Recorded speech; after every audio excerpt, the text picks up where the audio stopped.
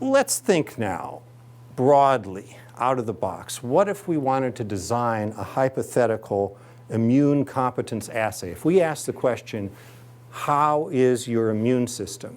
We want to measure that. What would go into such a test? That's what we want to try to figure out. And what we really want then is to know about your immune system as a system, as a whole, okay? It has many different parts. There's at least 100 different cell types that we could name based on markers and based on functions. And there's lots of those different functions, from cytokine production to cytotoxicity to all kinds of helper and suppressor activities. There's at least a few thousand genes that have been shown to be relevant to the immune system in some way. We could measure their expression levels. And we know there are antibodies to at least thousands of different pathogens, self-antigens, and other foreign antigens. And we could measure all of those if we wanted to. But the question becomes, what's normal?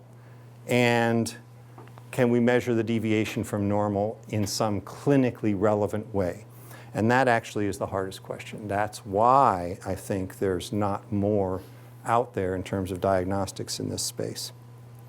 And so we want to do this, if we could, with a single assay or maybe a few assays, but very comprehensive ones that give you a very complete picture and not just a single readout per test.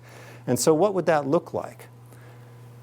Maybe a microfluidics chip, something like a slide with a couple drops of blood added.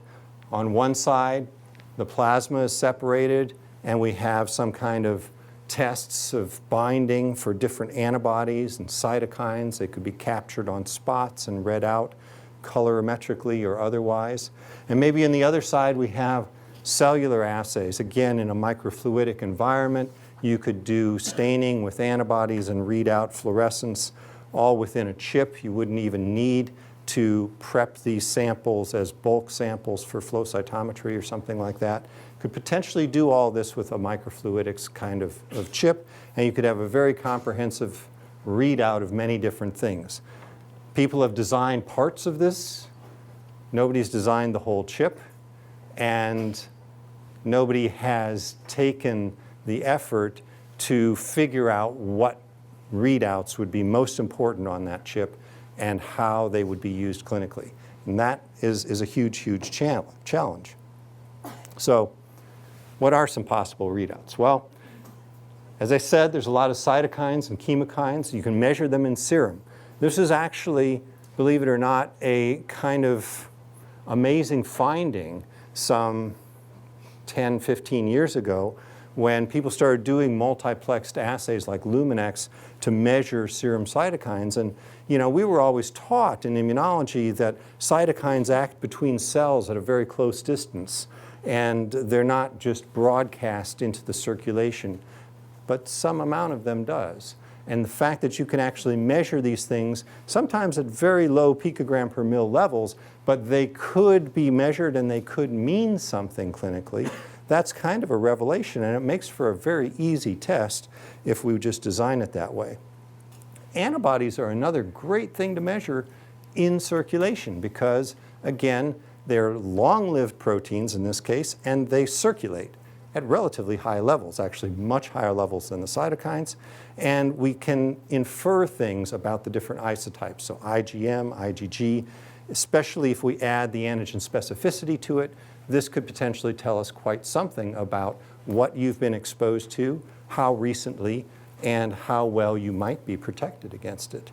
It might not be all the answers, but it might be some of the answers, especially if we start measuring not just the yes, no, absence or presence of antibody, but if we measure the titer and perhaps even the avidity of those antibodies. And then there's the cells, right? The cells are the more complicated side. Most historical assays in immunology are immunoassays for proteins, but we have a long experience with flow cytometry of counting cells, different kinds, and gating and assigning them to different lineages. But also now, in recent years, we've done lots of functional tests. The most popular things to measure are phosphorylation of signaling proteins and cytokines inside of cells, so intracellular staining. These are things that can be done in response to stimulation, so you can measure the function of these immune cells. And in the last few years, there's a huge growth. There's a company here started out of Stanford called Atreca that does immunoglobulin and T cell receptor repertoires, so you can see the diversity of these cells. That is, in some ways, the most comprehensive way of looking at the cells from a specificity point of view. So these are all readouts that you could think about building into that kind of microfluidic assay environment that I talked about. Maybe they wouldn't all go together, but maybe some of them could. You could have all of these readouts potentially being useful. And in terms of classifying cells, you also, of course, have to standardize somewhat. And this is a figure from a paper that Phil McCoy and I wrote, a review a few years back, where we suggested some standard antibody combinations for immunophenotyping. I thought this was really boring at the time. And I couldn't believe that we got the paper published. It was even in Nature Reviews Immunology. And people actually were interested. And I got people calling me and asking, very specific questions about the clones and titers that we used and how could this be adapted to this or that situation. Even a guy in Germany told me that he had adopted our standard panels for use in whole blood testing of potential immunodeficiency patients. And he told me a story about somebody that he diagnosed with a very unusual B-cell disorder that would not have been picked up by the standard immunophenotyping, B, T, and K. It was rather, the guy had normal levels of all those, but he had a predominance of almost exclusively transitional B cells. And that showed up with this kind of phenotyping, wouldn't have showed up otherwise, and I was surprised. I thought, wow, even though we're not even going to the level of function here, but just cell phenotyping, it was already adding to the diagnostic space of what we knew.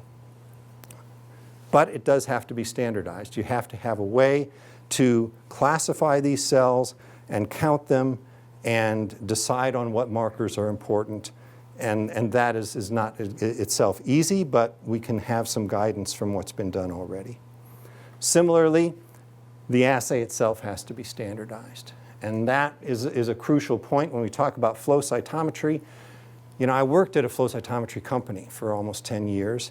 And on the research side, our management was always telling us, where's that next clinical assay? We do CD4 counting. Give us another CD4 count that'll be a multi-million-dollar diagnostic.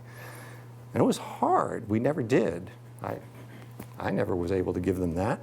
And part of the reason is that flow cytometry, like many other assays we use in immunology, is a very complex assay. Look at all these steps. Even the way that people collect the sample is very different. Some people stain whole blood, some derive PBMCs and even cryopreserve them before they assay. So that up front is already a big difference. And then you have the instrument set up and the speed at which you acquire, the type of lasers that you have on your instrument, and the type of detectors, and even to the point of how you gate and analyze your data and what you report out. Do you report out the mean fluorescence or the percent positive or other things? There are so many questions and variables that you have to decide how to standardize. And since flow cytometry has existed as a research tool for so many years, it was always open-ended. These things were never decided for you. You have the choice. And if you want to make a clinical assay, you've got to lock some of that down. Okay? So I think that's a big thing, and that's where I favor something like microfluidics, because it can be locked down much more easily and contained and made less of a tool that you can tweak and change, but more of a standardized assay. All right. So again, the real key is going to be determining what's normal and what's abnormal. And what we already know from using the traditional kinds of flow cytometry and other readouts is there is a very wide range of normal. Now this is really probably what is the biggest sort of obstacle right now to designing immune tests, tests of immune function, tests of immune competence that would be really, really useful to patients in all kinds of areas, from infectious disease to cancer. Because there's such a wide range of normal. It's really hard to define. It's not like blood chemistry where when your sodium and potassium gets a little bit off, you're out of the range of normal and you got to do something. I can show you people whose interferon gamma in circulation is seemingly sky high, 3 logs away from the mean, and yet these people walk around normally. Maybe somebody else with that same level would be sick, but I can show you somebody who's not sick with that level. So it's a very hard thing to define normal. And again, just because you can measure thousands of things doesn't mean that they're all clinically important. So that's Module 2. An ideal assay we could think about as something miniaturized, something with lots of different phenotypic and functional readouts, standardized, maybe on a chip, and with a clear set of cutoffs from normal and abnormal, even though we know that we don't yet understand what those cutoffs would be. Questions so far? Yes? So how are you going to determine what is normal for a patient and what is abnormal for a patient? Yeah, I think you have to first measure a lot of healthy individuals, and then you have to measure a lot of diseased individuals, and you have to sort of see where these things fall out. And what I'm going to show you in the last part here, that's a very good lead-in, is how you might get to that point of determining those things. Really what I'm saying is that we shouldn't be looking at one readout at a time and figuring out what's normal for gamma interferon or for IL-2 or for Th2 cells, okay? What we really want to understand is where's the system and how is that system deviating from normal. And that's a real change of view. The FDA hasn't approved any systems level assays as diagnostics. It just hasn't happened. But that is the concept that I think we need to get to if we really want to have good immune monitoring assays in the clinic. And I'm going to show you with a couple of examples of real data.